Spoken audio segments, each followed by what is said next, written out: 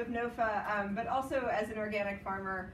And you've heard a little bit about my place in Ridgefield, not too far from here.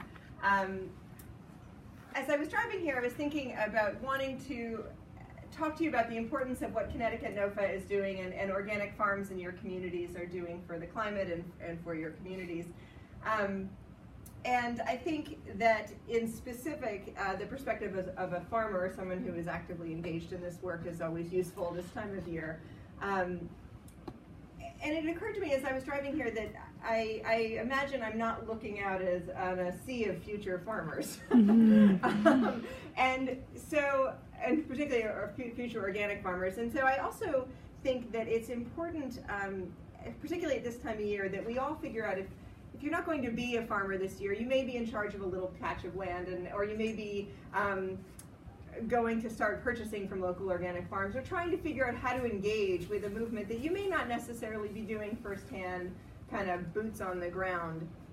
And I think the distinction that we're going to be talking about tonight is this word organic, and I'll talk about it a bit in a few minutes, but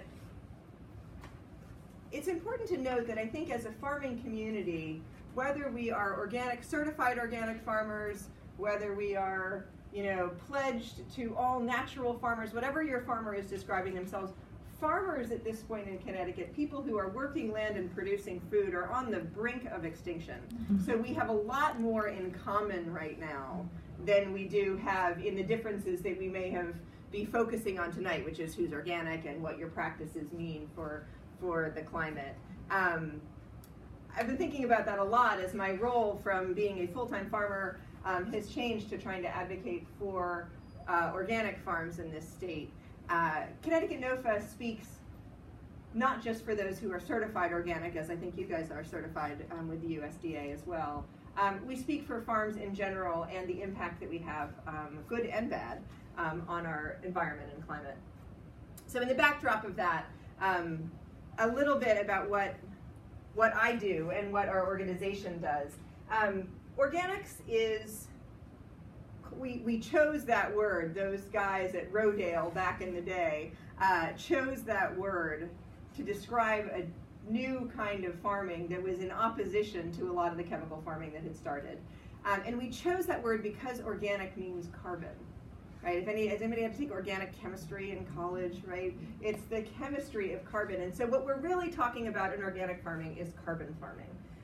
And farming, I have to be able to produce a soil test every year on my place that demonstrates to the organic police who show up from the USDA through Bay State that the percentage of organic matter in my soil is increasing. Why does that matter? It matters because that means that the amount of carbon sequestered and held in my soil is increasing. And why does that matter? It's because I have taken it out of the air, where it is sort of the issue of our age and making all kinds of trouble for us, and held it stably in soil. So in that way, I'm kind of saving the world. And at least I like to think about it that way as I'm struggling to make ends meet at the end of the year on my farm. And so I think in that sense, the import of what we are doing in the farming community, in particular around organics, is felt, and we need to figure out how to protect and how to engage with the farmers who are literally cleaning the air that we breathe and hopefully protecting the water courses around us. The lessons of organic agriculture have come home to me again and again. I started our farm down this path about 15 years ago, and I was amazed to think how quickly sometimes life flies by. I started working with Connecticut NOFA 24 years ago, and 15, it took me about 9 years of going to workshops and meetings and conversations like this before I really was able to quit my job and become a farmer. But in doing that work, we started our farm down a different path, and we started to certify organic. And I'm going to give you sort of one anecdote, and I know we have lots of conversation to have tonight, but I'm going to give you one quick anecdote that I think exemplifies the import of what organic farmers are doing for the climate and for your community. And that is, when I started our place, it was managed conventionally or chemically for 15 years before I got there. And I went to the guys, Bill Dusing and the sort of, you know, the founders of Connecticut NOFA, the real forefathers who were sitting around the Unitarian Church in their coveralls talking about what their practices were going to be that year. And I went to them and said, look, I think I'm going to be a farmer. I'm leaving my job in the Bronx and I'm going to try this new thing. What do I do?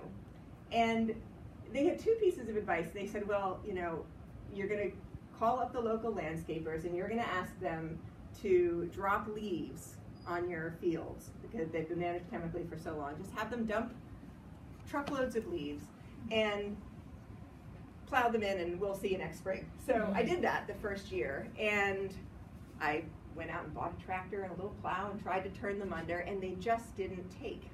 They swirled around on the top in these horrible sort of leaf tornadoes that were an eyesore to my community. I did my best to plant in them, had the worst season ever, went back to these guys, you know, broken and battered the next year, and said, you know, I just had the worst season ever. What are you thinking? And they said, do it again.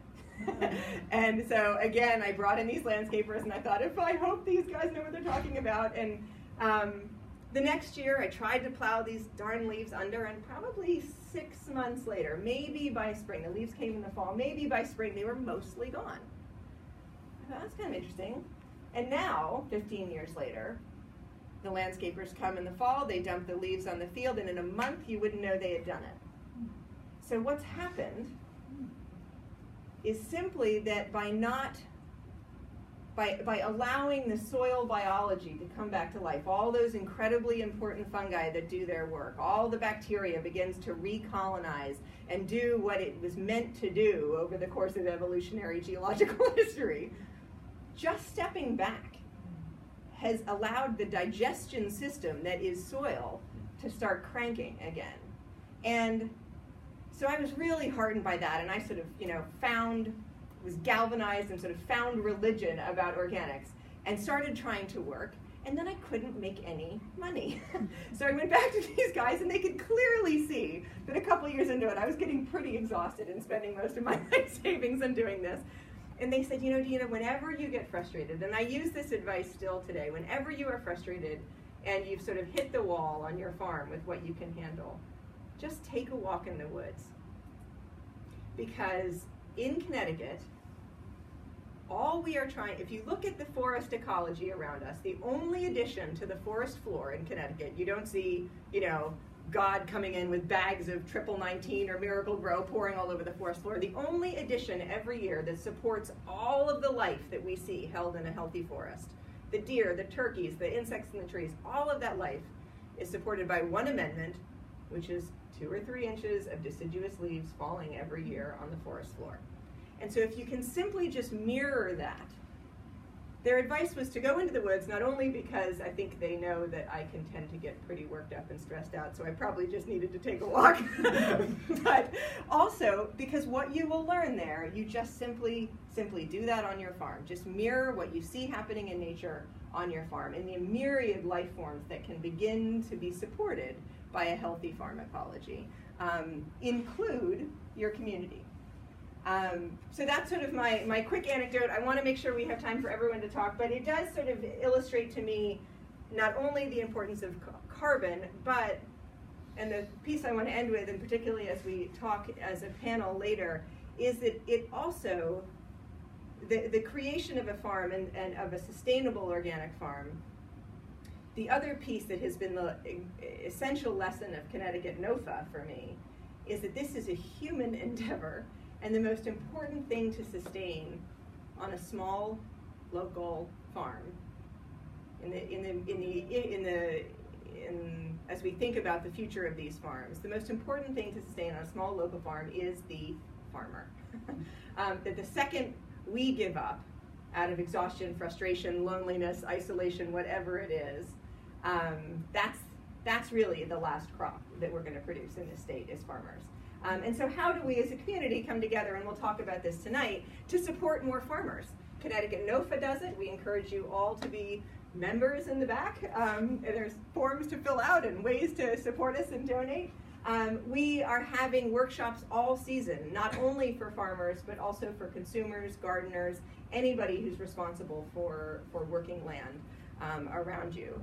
And so I do think this sort of network that we are creating tonight, you guys all have a farmer friend now, and you know the folks at Massaro as well. And Jacqueline has a host of farmers who are working with her. The network that we create around the people doing this work is probably just as important, as the network that we're creating around the land itself. So with that, I've probably run over time, and I will make sure that I give